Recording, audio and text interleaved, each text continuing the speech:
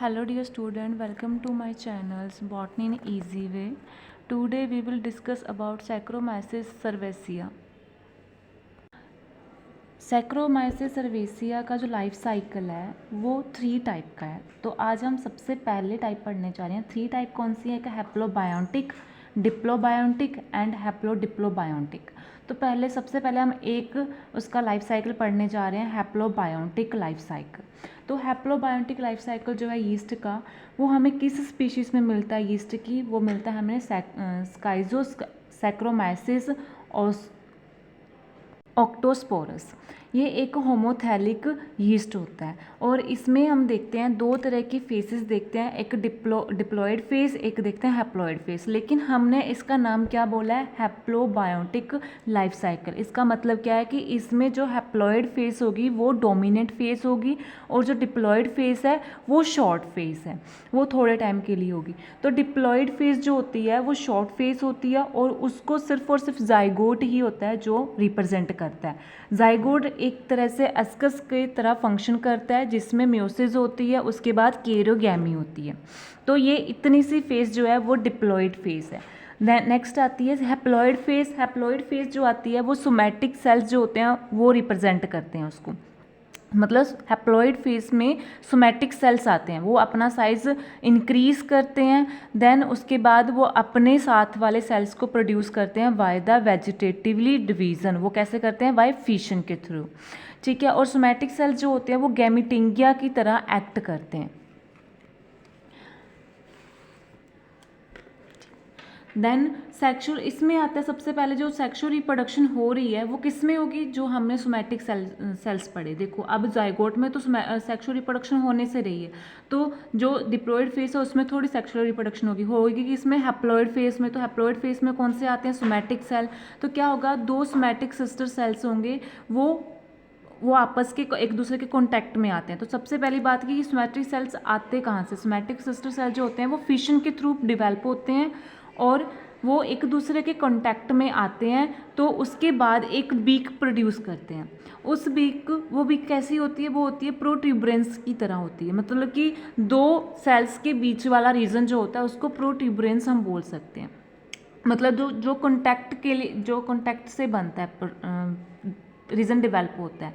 जो प्रोट्यूबरेंस होता है वो मान लो एक सेल का प्रोट्यूबरेंस, दूसरे सेल का प्रोट्यूबरेंस, इन दोनों के बीच वाली जो वॉल होती है वो धीरे धीरे डिसॉल्व होनी शुरू हो जाती है, जिससे एक कंजुगेशन बन जाती है, एक ट्यूब बन जाती है। धीरे धीरे वो ट्यूब बड़ी होनी शुरू होती है और फाइनली हम देखते हैं कि वो कंजुगेटिंग सेल्स के साथ बिल्कुल घुल जाती है। फिर हम फाइंड आउट नहीं कर पाते कि वो जो प्रोट्यूबरेंस वॉल की वजह से जो कंजुगेशन ट्यूब बनी है वो वाली है, जहाँ फिर कंजुगेटिंग सेल्स वाले सेल्स हैं, वो हम फाइंड आउट नहीं कर पाते, वो बिल्कुल इनडिस्टिंग्विशेबल हो जाती है। उसके बाद जो हैप्लॉइड न्यूक्लियाई होते हैं 2 सेल्स के, जो सोमैटिक सेल्स हैं उनके जो हैप्लॉइड न्यूक्लियाई होते हैं वो माइग्रेशन शो करते हैं। माइग्रेशन किसकी तरफ शो करेंगे? जो कंजुगेशन ट्यूब का मिडिल पॉइंट होगा उसकी तरफ माइग्रेशन शो करेंगे। उसके बाद वो एक दूसरे से फ्यूज़ कर जाते हैं, कॉन्टैक्ट में आते हैं, फ्यूज़ कर जाते हैं।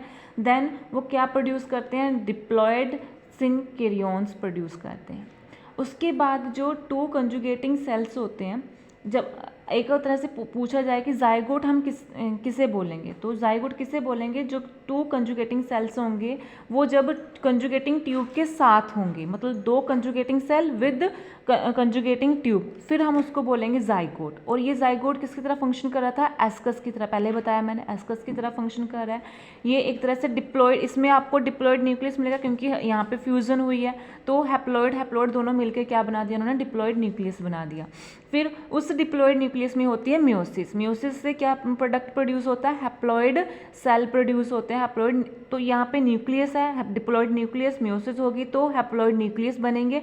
और कितने बनेंगे? म्योसिस का रिजल्ट क्या होता है? 4 हैप्लॉयड न्यूक्लियस। उसके बाद अब हैप्लॉइड बन चुके हैं, अभी ये अपना नंबर इंक्रीज करेंगे बाय माइटोसिस। माइटोसिस एक इक्वेशनल डिवीजन होती है, उसमें क्रोमोसोम नंबर डिक्रीज नहीं होता, उसमें सिर्फ नंबर इंक्रीज होता है। तो ये 4 से 8 न्यूक्लियाई बन जाते हैं। उसके बाद क्या होता है, धीरे धीरे 8 न्यूक्लियाई के और हर एक न्यूक्लियस के अराउंड साइटोप्लाज्म इकट्ठा होना शुरू हो जाता है, जिसका रिजल्ट क्या निकलता है, 8 हैप्लॉइड प्रोटोप्लास्ट। तो वो पूरा का पूरा एक तरह से प्रोटोप्लास्ट में कन्वर्ट हो जाता है। उसके बाद वो बनाते हैं एस्कोस्पोर्स। फिर क्या होता है, जो एस्कस की जो वॉल होती है वो धीरे धीरे ब्रेक हो जाती है। ब्रेक होने के बाद वो एस्कोस्पोर्स को रिलीज़ कर देती है। देन एस्कोस्पोर रिलीज़ होने के बाद एक प्रॉपर जगह पर रिलीज़ हो गए, वहाँ पे अपना साइज़ इंक्रीज़ करेंगे, फिर से एक्ट करेंगे सोमैटिक सेल की तरह, और फिर से यही प्रोसेस स्टार्ट हो जाएगा। अब हम देखते हैं इसकी डायग्राम्स। तो डायग्राम में देखिए, ये आपको डायग्राम नज़र आ रही है ऑक्टोस्पोरस की, सैक्रोमाइसिस ऑक्टोस्पोरस की। इसमें ये जो वेजिटेटिव सेल्स हैं, इन्होंने अपना साइज़ ग्रो किया, उसके बाद फ्यूज़न हुई, कॉपुलेशन भी बोलते हैं इसको। ये वाली वॉल जो होती है धीरे धीरे डिज़ोल्व होनी शुरू हो जाती है, फिर ये दोनों न्यूक्लियाई एक दूसरे के कॉन्टैक्ट में आते हैं, फिर होती है फ्यूज़न। अब फ्यूज़न के बाद ये यहाँ तक तो हैप्लॉइड फेज चल रहा था, ये हैप्लॉइड है, ये haploid, haploid, haploid, haploid, haploid. जब यहाँ पे पहुँचा तब ये क्या हो गया, ये फ्यूज़न होगी, जाइगोट बन गया, तो ये कौन सी फेज़ आ गई, डिप्लॉइड फेज़ आ गई। उसके बाद होगी मियोसिस, मियोसिस के बाद फिर से कौन सी फेज़ आएगी, हैप्लॉइड। हैप्लॉइड से देन जाइगोट से 1 से बनेंगे 2, 2 से 4, 4 से 8, 8 के बाद मैंने क्या बोला था कि एक पूरी तरह से एस्कोस्पोर्स में कन्वर्ट हो जाते हैं, उसके अराउंड अपना अपना साइटोप्लाज्म इकट्ठा होना शुरू हो जाता है, प्रोटोप्लास्ट की तरह एक्ट करता है।